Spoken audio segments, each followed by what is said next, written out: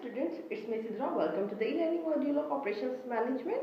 Today, I'm further proceeding chapter number 10, which is about the facility layout and location. So our main topic today is what are layout objectives. So students, now let's start. सबसे पहले हम जो है वो ऐसे points देखेंगे जिनके through जो है हम अपना जो है वो लेआउट जो है बहुत अच्छे तरीके से जो है वो डिज़ाइन कर सकते हैं। मतलब कि आपके पास कौन से ऐसे जो है वो मेन ऑब्जेक्टिव्स होने चाहिए जिनके थ्रू जो है वो आपके लेआउट जो है वो इजीली आप उसको जो है वो डिज़ाइन कर सकें और जो है कि बहुत अच्छा जो है वो लेआउट जो है वो अरेंज कर सकें अपने ऑपरेशंस को परफॉर्म करने के लिए। तो सबसे पहले जो है आप जो पॉइंट जो है आप देखेंगे वो है आपके पास लेंथ ऑफ फ्लो। आप सबसे पहले आप देखेंगे फ्लो क्या होता है। फ्लो का मतलब आप क्या लेंगे कि रॉ मटेरियल की मैन्युफैक्चरिंग से लेकर एंड कंज्यूमर तक पहुंचाने का जो रास्ता होता है उसको आप फ्लो कहते हैं। और अब स्लाइड्स में पढ़ लेते हैं कि जो है वो फ्लो कैसे जो फ्लो है लेंथ की फ्लो कितनी होनी चाहिए, कैसी होनी चाहिए। जो आपने जो है वो लेआउट बनाया है उसकी फ्लो लेंथ ऑफ फ्लो कितनी होनी चाहिए। तो the flow of material information and customer should be appropriate for the operations minimising the flow path of material and information. इसका मतलब ये है कि आपने जो अपना फ्लो रखना है वो कम से कम रखना है और ये सारा डिसीजंस आपने जो है ये अपने लेआउट को डिज़ाइन करने के दौरान बनाने हैं। ये आपका जो है जो लेंथ ऑफ फ्लो जो है आपका जो है मेन ऑब्जेक्टिव होना चाहिए। फर्स्टली कि आपने उसकी लेंथ कितनी रखनी है और सजेशंस में यही है कि आपने जो है अपनी लेंथ ऑफ फ्लो जो है वो मिनिमाइज रखनी है, कम से कम रखनी है। तो ये आपका जो हो गया first point length of flow हो गया। अब सेकंड पॉइंट आप क्या देखेंगे, क्लैरिटी ऑफ फ्लो। अब जो फ्लो आपने जो है वो अरेंज किया है वो उसमें जो है वो आप उसमें खुद कितने क्लियर है। क्या आपको जो है वो रॉ मटेरियल की सारी इंफॉर्मेशन है या आपको जो है वो प्रोडक्ट की इंफॉर्मेशन है, उसमें आप कितने क्लियर हैं, कितनी क्लैरिटी ऑफ फ्लो की। तो क्लैरिटी ऑफ फ्लो में हम ये देखेंगे the flow material information on customer should B clear and visible in the operations. जो मटेरियल लिया है आपने, जो आपके पास इंफॉर्मेशन है वो कस्टमर्स को भी क्लियर है, आपको भी क्लियर है, कोई भी चीज़ जो है वो हिडन नहीं है। तो ये जो है वो क्लैरिटी ऑफ फ्लो कहलाती है। फिर नंबर थर्ड पे है सेफ्टी। सेफ्टी जो है वो लेआउट डिज़ाइन करने के दौरान आपने जो है वो सेफ्टी मेजर्स को भी जो अपने माइंड में रखना पड़ते हैं और सेफ्टी मेजर्स जो है बहुत ज़्यादा इम्पोर्टेंट रोल प्ले करती हैं। सेफ जो है आपका फ्लो जो है वो सेफ तरीके से जो है वो डिज़ाइन होना चाहिए ताकि जो है आपकी जो है लेआउट के लिए जो है वो कोई हर्डल पेश ना है। Safety means layout design in accordance with the safety measures. मतलब सेफ्टी मेजर्स को भी आपने जो है वो लेकर चलना होता है अपने लेआउट को डिज़ाइन करने के लिए। So first is length of flow, second objective is clarity of flow and third objective is safety of flow. Fourth objective is conditions. अब लेआउट को डिज़ाइन करने के लिए आपने जो है वो कौन कौन सी वर्किंग इन्वायरमेंट पे काम करना होता है। अब आपने जो ऐसा इन्वायरमेंट देखना होता है मतलब जिसमें जो है वो नॉइज़ ना हो और आपने जो है वो अनप्लेजेंट इन्वायरमेंट को जो है वो अवॉइड करना होता है, अनप्लेजेंट एरियाज को अवॉइड करना होता है अपने फ्लो के डिज़ाइन के लिए। तो कंडीशंस में पढ़ लेते हैं कि कंडीशंस में working environment conditions, noise and unemployment areas should be avoided. तो first is length of flow, second objective is clarity of flow, third is safety and fourth is conditions. अब फिफ्थ पॉइंट क्या हो गया, management coordination. Management coordination, अब सबसे पहले आपने जो है माइंड में ये रखना है कि जहाँ भी मैनेजमेंट का वर्ड आएगा वहाँ आपने ये देखना है कि आप जो है इसमें अकेले नहीं है। एक ऑर्गेनाइजेशन में जब आप काम कर रहे हैं तो आप उसमें अकेले काम नहीं कर रहे, कोई आप पर डिपेंडेंट है या आप किसी पर डिपेंडेंट है। इसका मैनेजमेंट में आप जो है इस सेंस से लेंगे।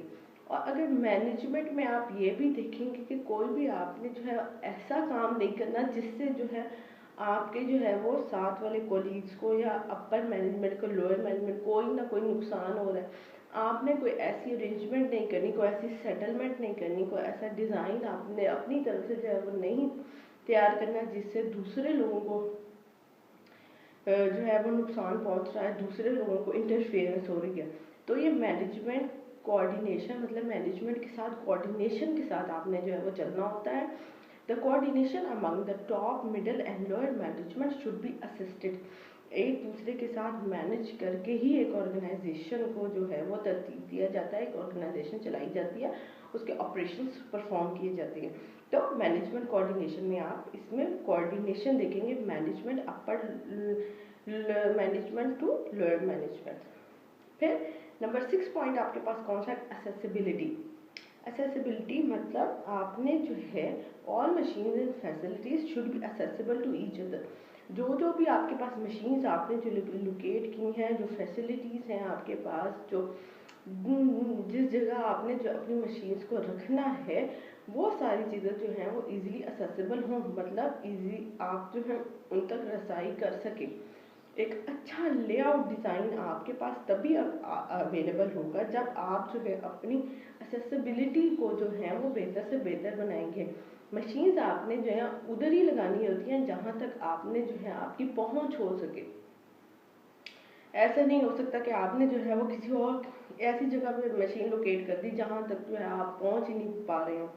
तो जो है इससे जो है आपके ऑपरेशंस में भी जो है वो हर्डल पेश आएगी, आप अपने ऑपरेशंस परफॉर्म नहीं कर सकेंगे। जब मशीन ही नहीं चलेंगी तो आपकी एक्सेसिबिलिटी नहीं होगी, तो फिर जो है वो आप जो है आपके ऑपरेशंस पे भी असर पड़ेगा और आपकी ओवरऑल आपकी ऑर्गेनाइजेशन पे भी असर पड़ेगा। तो एक्सेसिबिलिटी को भी आपने जो है वो मेन ऑब्जेक्टिव के तौर पर लेना होता है कि एक्सेसिबिलिटी जो है वो मशीन्स की एक्सेसिबिलिटी आपने जो है वो नियर टू नियर रखनी है।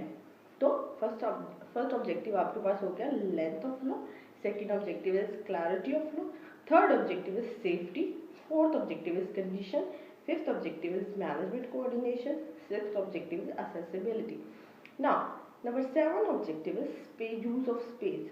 अब अच्छा ये मैं आपको बताना भूल गई कि एक्सेसिबिलिटी में जो है ये आपने अपने एर्गोनॉमिक के मुताबिक जो है वो भी काम करना होता है। मतलब ये पहले भी मैंने आपको प्रीवियस वीडियो में भी बताया था कि एर्गोनॉमिक क्या होती है, मतलब आपने अपने बॉडी पार्ट्स के अकॉर्डिंग अरेंजमेंट करनी होती है।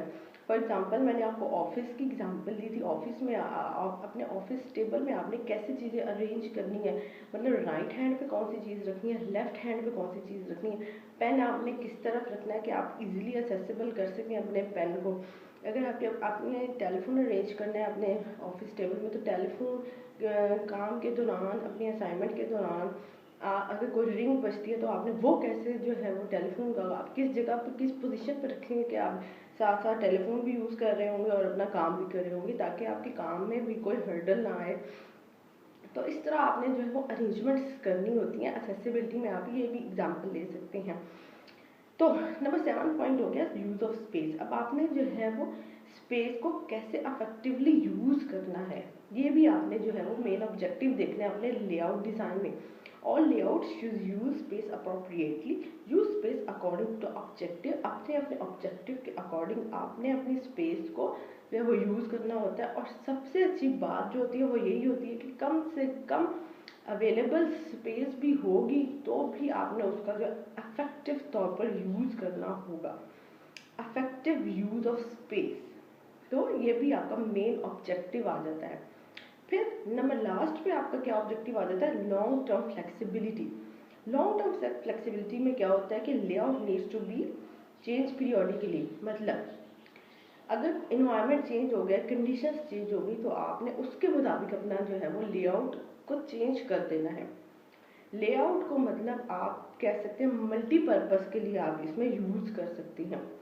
फॉर एग्जांपल आपके पास एक बहुत बड़ा हॉल है, तो अगर आपको जो है वेयर हाउस की ज़रूरत है, आपने अपने हॉल को वेयर हाउस में चेंज कर दिया। अगर आपका माइंड चेंज हो गया, आपके पास एक हॉल मौजूद है, आपके पास एरिया मौजूद है, आपने सिनेमा बनाने का सोच लिया, तो आप क्या करेंगे? अपने हॉल को सिनेमा में चेंज कर देंगे। फिर आप किसी चीज़ की एग्जांपल ले लें, अगर आपके पास हॉल अवेलेबल है, वर्कशॉप बनानी है यहाँ पे, आप वर्कशॉप में चेंज कर सकते हैं। तो इस तरह जो है आपने जो मल्टीटास्क के लिए अपना जो है वो लेआउट को ऐसे तैयार करना है कि आप उसको मल्टीटास्क के तौर पर जो है वो यूज़ कर सके, मल्टीपर्पज़ के लिए आप यूज़ कर सकें. So, number first objective is length of law, second objective is clarity of law, third objective is safety, fourth is conditions, fifth is management coordination, sixth is accessibility, seven is use of space, and number 8 is long term flexibility. Students, ये थे layout के objectives. This is all for now. I will meet you in the next video, and next video में मैं जो है आपको जो है वो chapter number 10 जो है वो clear करवा दूंगी, end करवा दूंगी. अल्लाह हाफिज़.